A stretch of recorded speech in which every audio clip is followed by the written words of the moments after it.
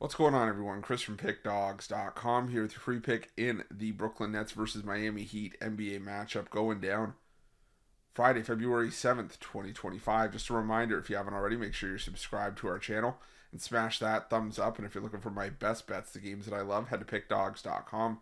Click the Premium Picks tab at the top of the page. It's a great time to do so. A lot of action lined up this week.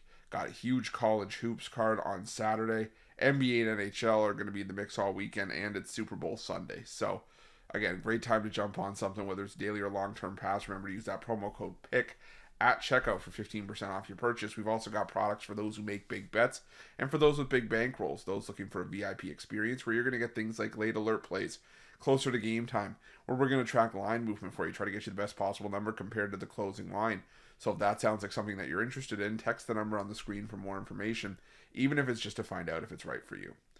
But let's get to this one between the Miami Heat and the Brooklyn Nets. The Heat coming into this one off a 108-101 win over the Philadelphia 76ers last time out. Now alternating wins and losses in each of their last five to sit at 25-24 on the year, 21-28 against the number, while the Nets 17-34 straight up, 26-24-1 against the number after a 119-102 loss to the Washington Wizards in their last game, having their three-game win streak snapped and coming back down to earth after those back-to-back wins over the Houston Rockets.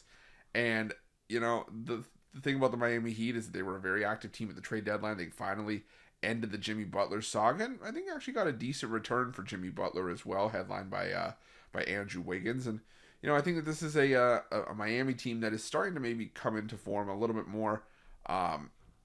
My thing with Miami is that now they've kind of shifted into that role of they're a team without a star player, but they are a team with a bunch of really good above average players.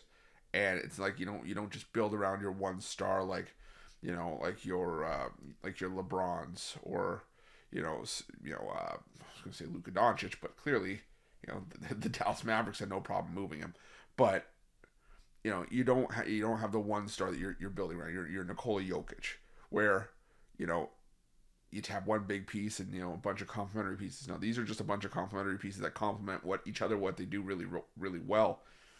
The thing is, though, is that Miami's still not a team that I expect to blow teams away offensively.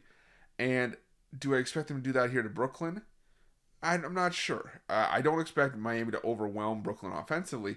But the thing is, we've seen in a lot of spots where Brooklyn, have given up, 106, 110 points, and that's been enough to win by double digits for other teams. That's how bad this Brooklyn Nets offense has been at times. I've said it before, and I'll say it again. There are only so many times that you can win games by scoring around 102, 104 points.